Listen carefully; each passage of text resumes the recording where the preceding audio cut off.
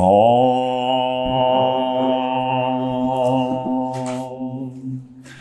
Bhagavad Gita, by which Arjuna was illumined by Lord Krishna himself, and which was composed of 18 chapters within the Mahabharata by the ancient sage Vyasa. O Divine Mother, destroyer of rebirth, who showers the nectar of oneness upon us. O Bhagavad Gita, my affectionate mother, on thee I meditate. All the Upanishads are the cows. The milker is the cowherd boy, Krishna. Arjuna is the calf, and people of purified intellect are the drinkers. My salutations to the Lord, who is the source of supreme bliss, whose grace makes the mute eloquent and the crippled cross mountains.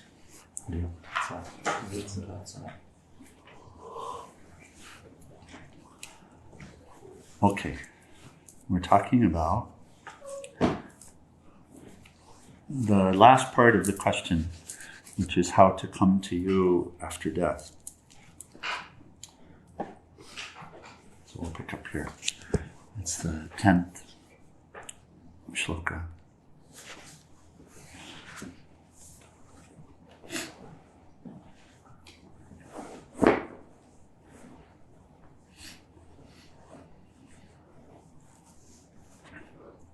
So, if your mind is not wandering or seeking anything else, O Arjuna, because you made it steady and one-pointed through regular yoga practice, then when you meditate on the supreme resplendent Purusha, you experience that. Think continuously of the knower, the origin of it all, the highest one, who is more subtle than antimatter, and yet upholds everything, whose form is beyond thought, and who is beyond darkness and self-effulgent like the sun.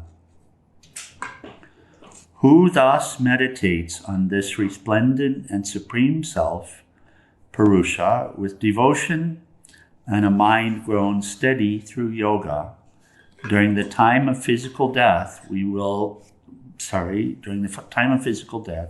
will be able to direct all vital energy to the brow chakra to realize God. So we discussed yesterday morning as well, right? How to meditate upon that supreme. Uma Devi asked the question as well online. She's joining us this morning, I believe. And what's the answer? What was the question? How to meditate upon that. That absolute. How to? Yeah. Is that not a practical question? Is that not a good question? That's what we're doing. That's what we're learning. Well, okay. So how? You concentrate and you chant the name. So it's all of the yogas, isn't it? It's sadhana. Yeah. So you serve the self in all. That's called karma yoga. Yes. Capital S, self in all. It's not about others, finally.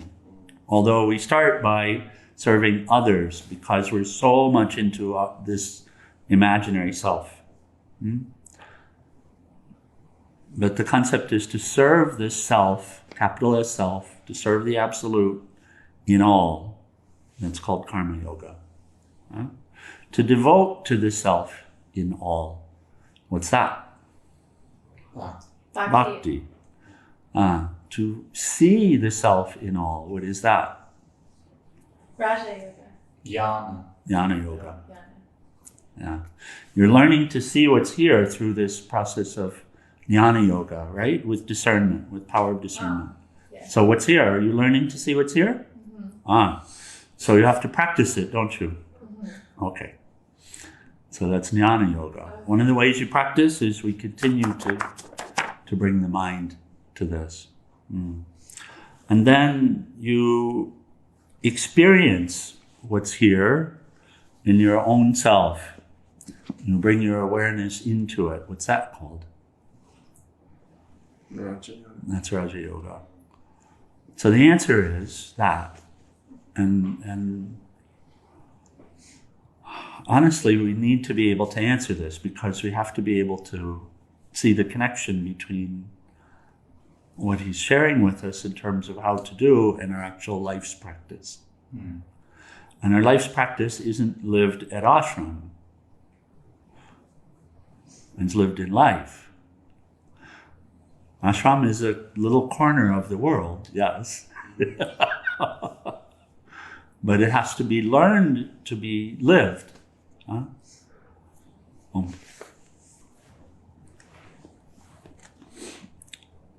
So, who thus meditates on the resplendent and supreme self with devotion and a mind grown steady through yoga during the time of physical death will be able to direct all vital energy to the brow chakra and realize God. Without many words, I will tell you about reality. Lord Krishna continues. This is corroborated by those who know the essence of Holy Scriptures. The eternal truth can be experienced by those who learn to control their minds, renounce all personal attachments, and thirst only for Brahman. Thirst only for that absolute, for the highest. This is the effective yoga technique, and he describes. At the point of leaving the body, mentally withdraw attention from the gates of the body into the heart area, and from there direct the prana into the head. Can you do that? I'll read it one more time. Can you do it? Not just listen, see if you can do it. At the time of leaving the body, mentally withdraw attention from the gates of the body into the heart area. And from there, direct the prana into the head.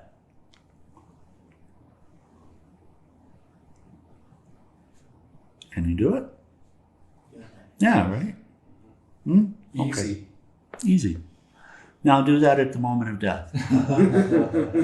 No, that didn't feel easy to me. It felt as if it happened. Then say aloud or think of the sacred word Om, which is the manifestation of Brahman, and you will leave the body and achieve the supreme goal. So we were discussing, how to remember God, how to think of God at the time of death. It requires practice now. So Swami in his commentary tells a story. I don't know if we've shared this story before. If you could do this, his commentary, he says, if you could do this at the very last moment, it wouldn't matter what you did earlier. You would attain the supreme goal. But the trouble is, you can't just do that at the last minute unless you're prepared. You might say, the Swami said that I can enjoy everything until the last minute. But how are you to know when the last minute will be? Even if you do know, you might become completely disturbed at that moment. It's like Sri Ramakrishna's example of the trained parrot. You might teach the parrot to repeat the beautiful mantra, Rama, Rama, Rama, Rama, but even as the parrot repeats Rama, Rama, if a cat jumps at it, immediately you hear the parrot screaming. What happened to Rama? Unless you cultivate the constant conscious remembrance, you will forget it at that important moment. Many people repeat with their lips only. That's lip service, he says. If it doesn't come from the heart, it's just mechanized. Another story well illustrates this point. So here's the story. Once, Mr. and Mrs. Shiva were going for a joyride in their jumbo jet. Lord Shiva and Goddess Parvati. Have you read this story? No, okay. Lord Shiva and Goddess Parvati were taking a pleasant flight, but Parvati looked down and saw a poor old blind man just walking along, repeating the names of God and Goddess. Amba Shiva, Amba Shiva. And of course, Amba means mother. He was calling God as both father and mother. When the goddess Parvati saw this, naturally with her mother's heart, she thought, "Oh, my poor son." And she said to Shiva, "Sir, didn't you see my poor child?" "Yes," replied Shiva. "Can we help him? He's been calling us constantly. Can't you give him his sight so that he can see the road and walk easily?" "Well, dear, it's not that I'm a hard-hearted person, but it's not in my hands to give or take. He must be fit for that. In his previous birth, he never sympathized with people with disabilities, so he was born blind this time. He never used his eyes to look at the proper things. His eyes were always looking about at undesirable things, so he lost his sight this time around. Now he's purging his karma." "Oh, that's all philosophy," said Parvati. "If you really wanted to, you could surely help him." Oh, such a woman. "Yes, honey, but I can't go against his karma. It's not in my hands. If you are destined for something by your own karma, even God can't help you. God's law is just to give you the result of your actions. Like a hard stone wall, if you go out and lean on it, fine. But if you go and bang your head, you'll certainly get a lump. Would you say then, 'Why did you give me a bump here?' The wall can't do anything. God is neutral like that, so I can't do anything against my divine law." "Yes," she says, "that's all fine, but I'm really moved by his plight. My heart is aching. Please do something." No.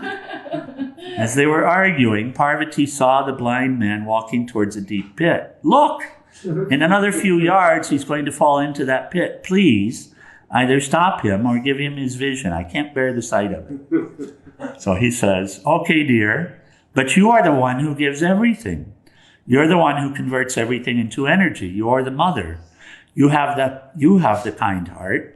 You have equal power, if not more, than I. You know that. You're the one to bless him. See, he's calling, Amba, Amba, Amba." "No," she says, "you're just trying to get out of it. I can't do it without your permission.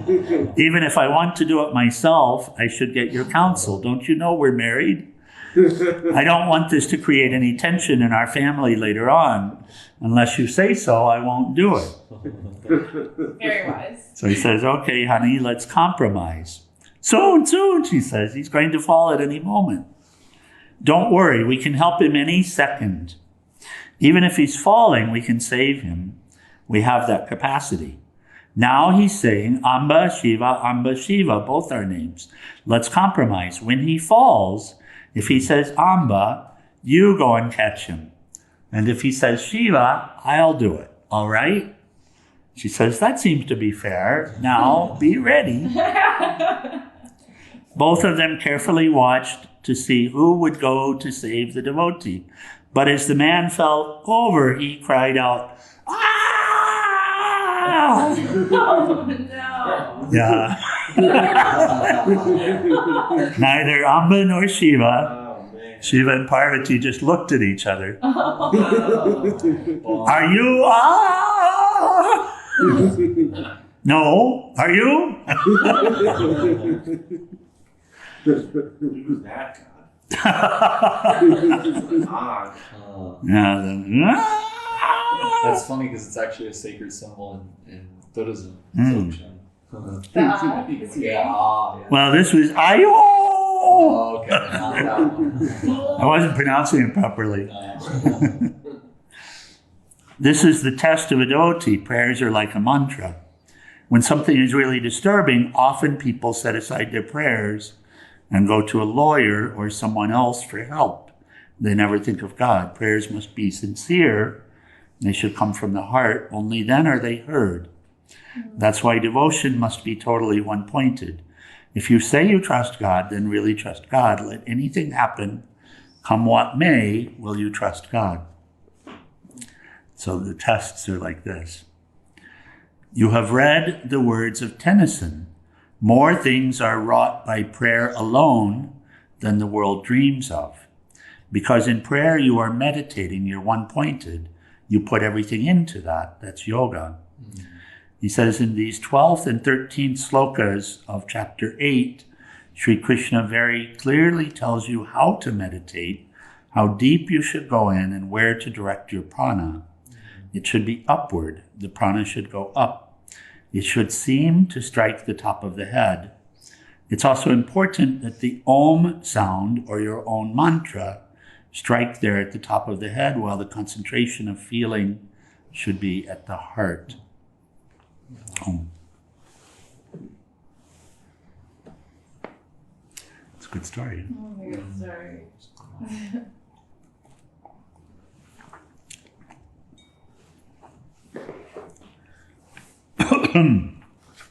Really, we're not preparing for death, we're preparing for life. And to prepare for life, you have to live it in the moment. It's not something that you study to prepare for, it's something that you learn how to live. It's like that. The issue, the practical issue that we're dealing with is that we're living in an imaginary world.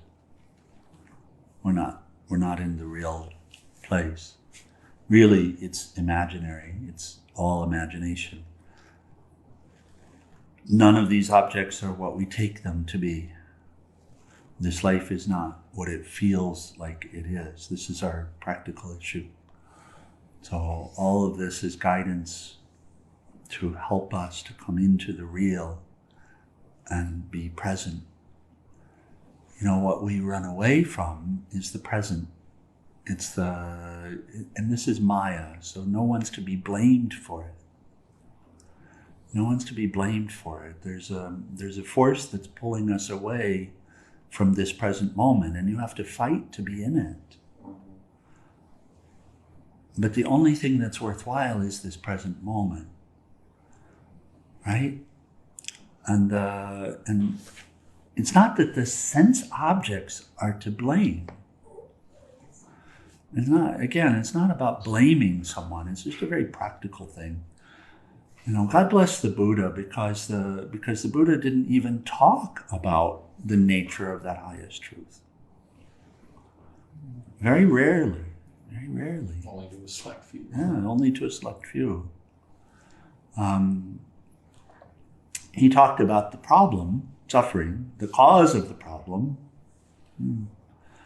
craving, and the cure for the problem, which comes, and that cure is something that we have control over. So here Krishna gives us more information, right? Speaks about the nature of truth. It comes from the heart of compassion, and it does help us to see that highest is here, everywhere. But it only helps us to see it when you bring the mind to it. Is it so?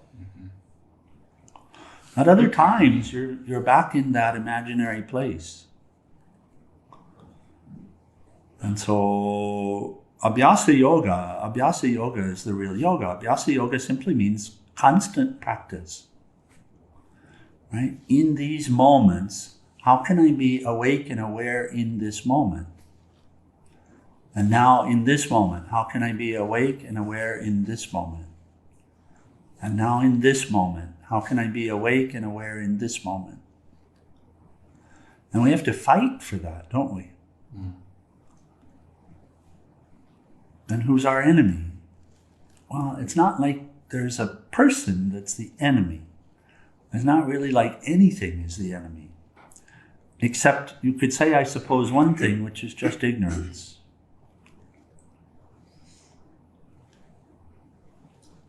That we keep getting as if dragged back into an imaginary place. Back into a place with separation, problems, others. It's our conditioning, our habitual thought patterns. Which is, again, fine, well and good, but somehow we keep getting dragged back into it. So it's not even the conditioning that's the problem. I heard a quote yesterday. It said something like, thoughts only have power if they hook enough interest. That's right. There's like an interest in following the thought process or something. Right. What's that? That's called, it. though? That's it. That you have allowed yourself to get caught up in this. And again, this is not blame placing. It's just our situation. Maya is very powerful. She's very powerful. And so it's very easy. And in order to stay here instead of in that imaginary place, then you have to fight to be here. You have to have strong willpower. You have to have solid discernment. You have to be able to see what's important and where should I be right now. You know, I might be here, I might be in Prescott, I might be in Yuma, but where am I? I'm here. Right? And this is not easy to be here. All the tools are given. This is what is happening. All of yoga is a scientific system to help us nothing other than to be here now. And to be present with what is, which is divine. Which is what we call love, what we call God. It's right here, right now. Right here, right now. And we all have experience with this. Because whenever we're free of this delusive controller, whenever we're free of this scheduler telling us where I should be right now instead of here, then you have experience with this peace, with this love. Yes? The schedule. It does a good job. The more you train it, the better it does. I find It does whatever we've trained it the to do. feeling that goes along with the scheduling is when the suffering comes. Would that be something you would agree with? So you can say the emotions around it. That's where we say emotions and the thoughts are really the same. Yeah. Like if there's I'm just thinking when I first came and I was really wanting to go to Eugene, Oregon for some reason, I had this very strong interest, and I would just think about it and plan it and think, and I just would it felt like a heart desire, and that's all I wanted. Like, you know, for the 2 months out of the 3, it was like I just wanted to be there because here was bad. Here was bad. It was Yeah. real horrible. Right, and you see, it's not in this program running this tape. It's not actually that here is here. Physically here. It doesn't, the here that's bad, what's running, it's not the, and look at what's happening. So it's an as if enemy that is this mind at this point. Because it's not the here being Sedona, it's not the here being Shankarananda, it's not the here being Shivananda, it's not the here being Vishnu Devananda, it's not the here being desert. It's just wherever you are, pulling you away from where you are, because this isn't it.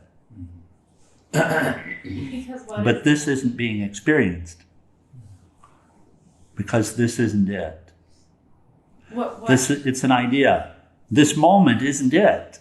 Yeah. That's what it is. Yeah. This moment isn't it. It needs to be the next one. And so if you listen to that Oh, I see. and meditate upon that, Yeah. this is now speaking to awareness. So if you listen to that, meditate upon that, harbor that, continue to ruminate upon that, then you're not allowed to be here. How would you know this isn't it? I think that's why I rush sometimes too, or get caught in the mind rushing, because I want to be, Somewhere else. and it's like it doesn't even have a purpose Yeah. after a while. It's like, wait a second, why am I rushing? So you see, you have to fight to be present, even for a moment. Yeah. Maybe For a moment. maybe inside it's us knowing that this is an illusion, but we don't know that, so we're trying to. So inside is not the mind.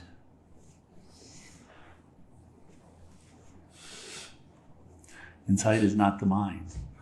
Inside is deeper than that. but there's a force pulling on us, which is involved in this mental process, these thoughts, these desires, these feelings. It's pulling on us as if it's trying to pull us away from the goal.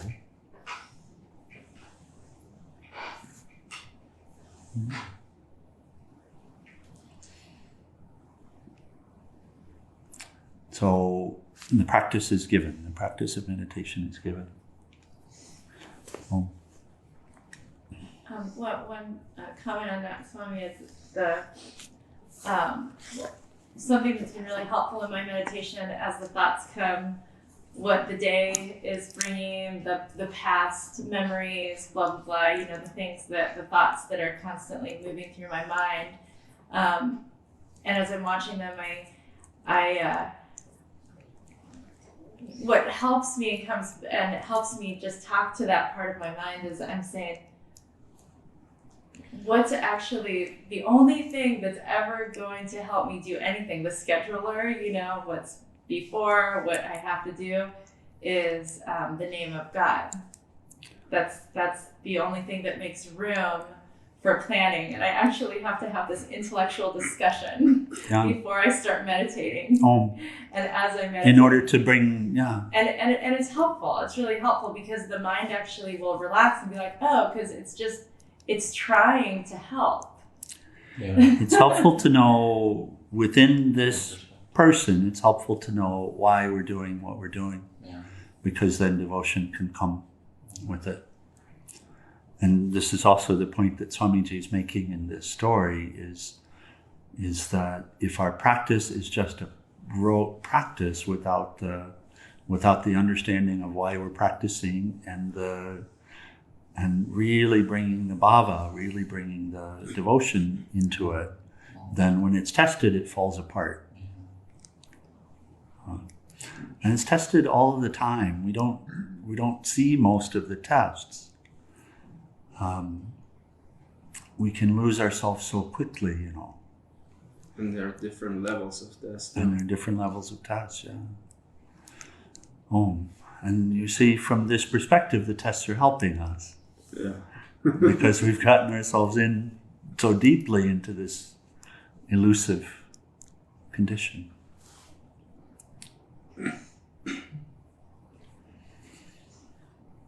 I mean, my God, it's one thing to say this is a hand, but it's another thing to believe that that's actually what it is.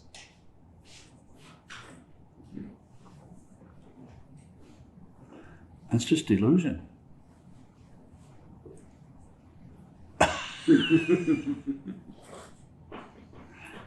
I know, we don't have this kind of conversation in the world, generally speaking. We're having it here. That's just delusion. It's not a hand, for God's sakes. It's one thing to call it this conversationally, but to actually feel that it's a hand, to believe it's a hand, to fight with people saying this is a hand, that's delusion.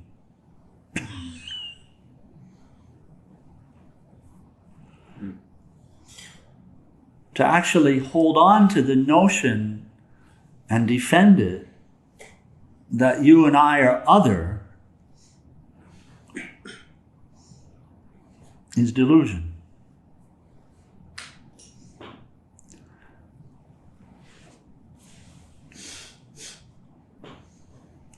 And then to defend it and to argue with each other and fight with each other and hurt each other's feelings and all of this stuff is just delusion. I mean, it takes a long time to break the habits, but we have to come to see it.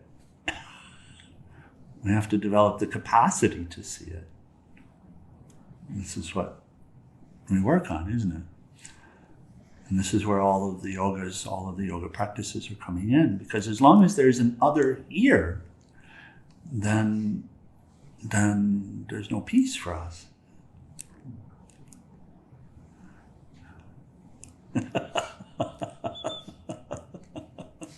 There's not. Because fear and anger and all of these, they're constantly arising in that situation. As long as there's an other here. You know, it's Christmas time. This is a universal message. no doubt. We had the lovely discussion yesterday evening on the Beatitudes again. Right? Merry Christmas, there's no other. Merry Christmas.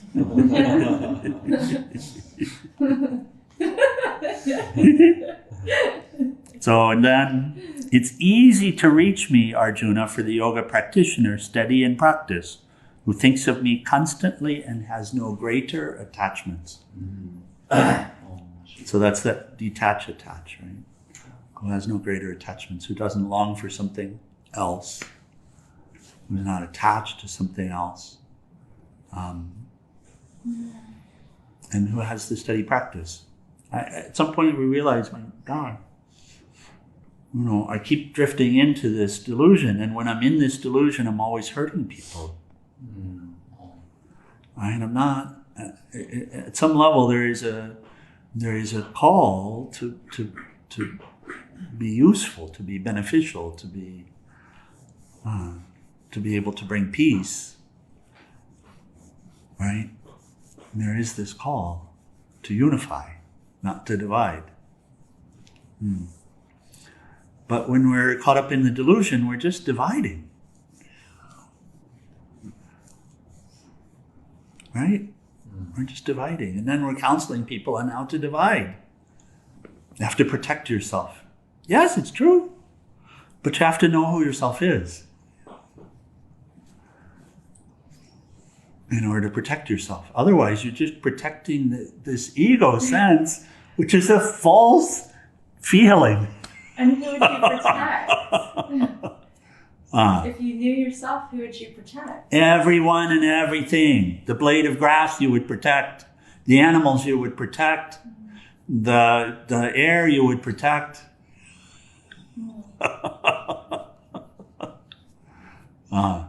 Right? And how to do. How to do. You'd communicate with all of them. Commune with all of them. Because them is us.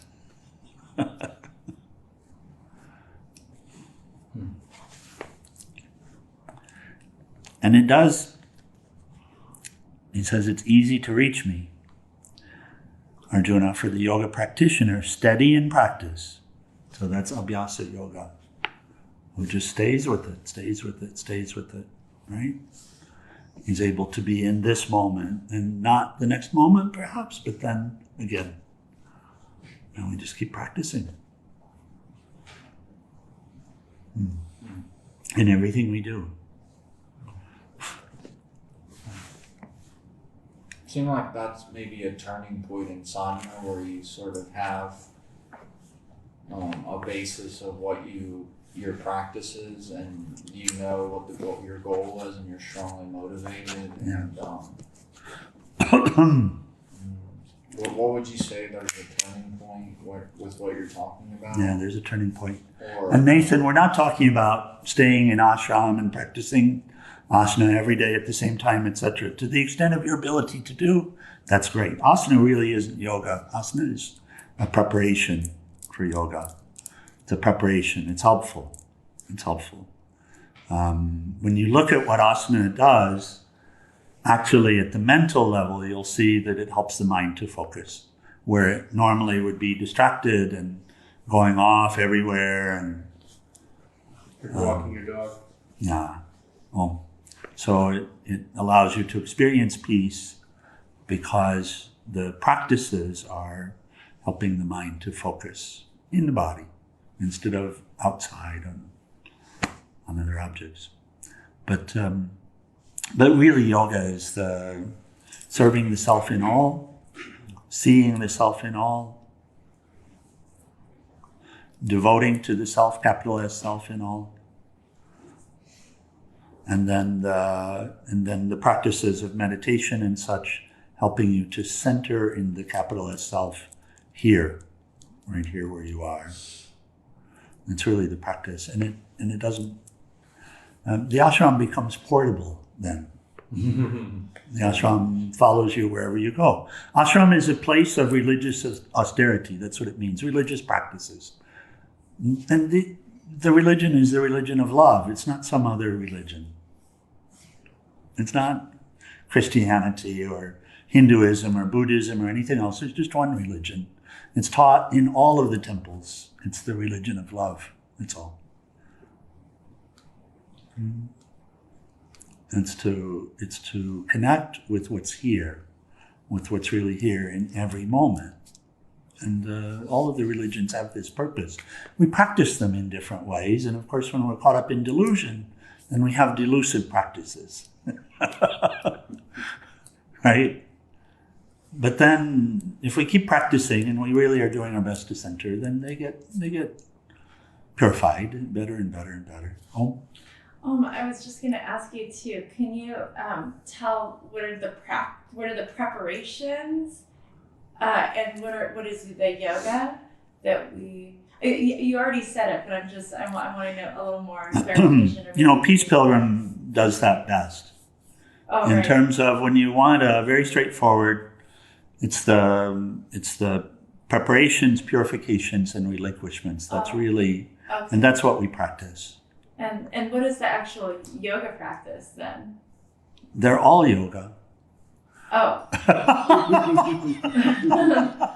All the steps, one into one. Yoga means to yoke back, to bring the mind, the little self, into the universal self. So that is the yoga practice, to see the self in all. Mm. Can you practice it? Yes. Yes. To serve the self in all. Yes. To devote to the self in all. Yes. And to center yourself in the self. Yes. Yeah, so that's it. That's the yoga. That's the practice of yoga. That is the practice of yoga. Oh. Those are the 4 paths. And it is the practice. There are all of these mechanisms, all of these ways to do it that we engage in through the day. Mantra, chanting kirtan, the karma yoga, the services that we engage in, etc., etc. But that's the practice of it. And we're saying it doesn't require an ashram. It requires a commitment and understanding of what's important, prioritization, willpower, real commitment to fight the battle inside, to constantly bring yourself out of the... Sorry? The silent meditation is a nightmare for me. Yeah, it's hard. It's hard. Because then you have to face all of the stuff inside that you're constantly trying to run away from. So, but you keep it up. You keep it up. And you'll have moments, and then more moments. It's rough in the beginning. It's so rough in the beginning because you have to face yourself, and we've been constantly trying to run away from ourselves with the drugs and the drinking and partying and yelling and whatever we get involved in here, politics and religion. We live a life that's about things instead of the thing.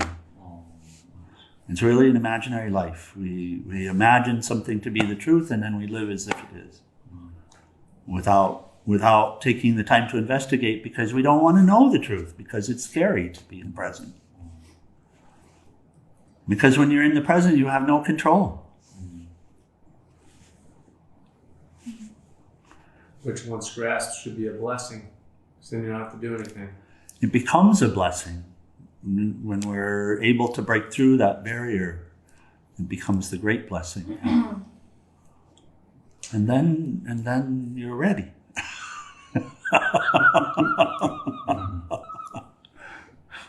I think to know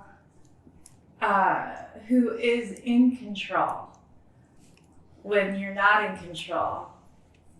And these are like the difference between like when somebody's on having like a drug experience or a psychedelic experience where they're just like, whoa, where they actually like touch this place where like they're completely out of control. And they understand that they have no control, but then they don't know what does have control. It's very fear-inducing. So the practices of knowing, you know, the love and the consciousness and the, you know, these avatars and these figures that we study and we worship, and to understand the qualities of who is in control is helpful to let go. Yes, it is. And that's this particular teaching that we're in with Lord Krishna, helping us to see who's really here and who's really driving the ship, who's really in charge. So, meaning I can let go of the things I've been trying to control, and instead of trying to control something out there, take control of my life instead. Take control of my desires and my thoughts and my wishes, and take control of how I look at things, how I look at life, how I relate to life, all of this. I can focus on this. I can focus on my life as an offering. I can make my life a prayer. I can make my life whatever I choose to make my life.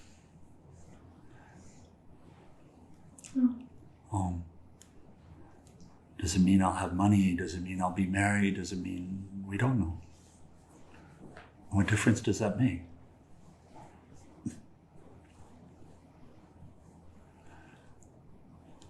If you're self-controlled, and if you know the truth, and you know where the truth is, and you know that the truth is within and without, and you learn to relate to it, to invite it into your life, to be present here in this moment, then what does it matter where you are?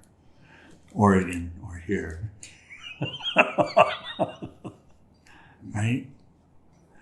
What does it matter what clothing you're wearing? That's the role that's being played. What does it matter how much money is in the hand?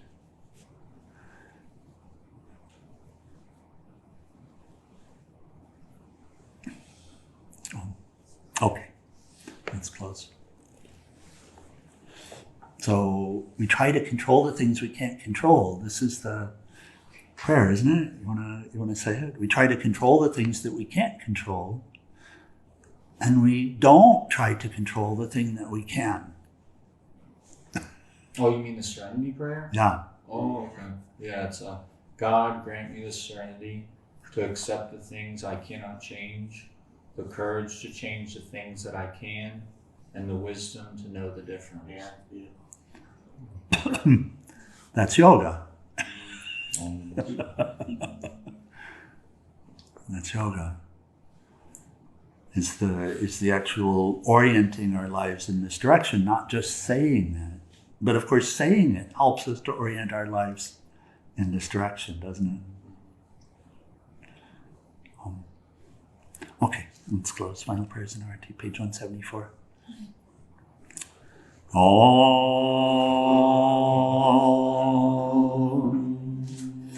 Om Trayambakam Yajamahe Surandim Pushti Vardhanam Orvai Rukameva Bandhanan Mritor Mokshiyama Mritat Om Trayambakam Yajamahe Surandim Pushti Vardhanam Orvai Rukameva Bandhanan Mritor Mokshiyama Mritat Om Trayambakam Yajamahe Surandim Pushti Vardhanam Orvai Rukameva Bandhanan Mritor Mokshiyama Mritat Om Shanti Shanti Shanti.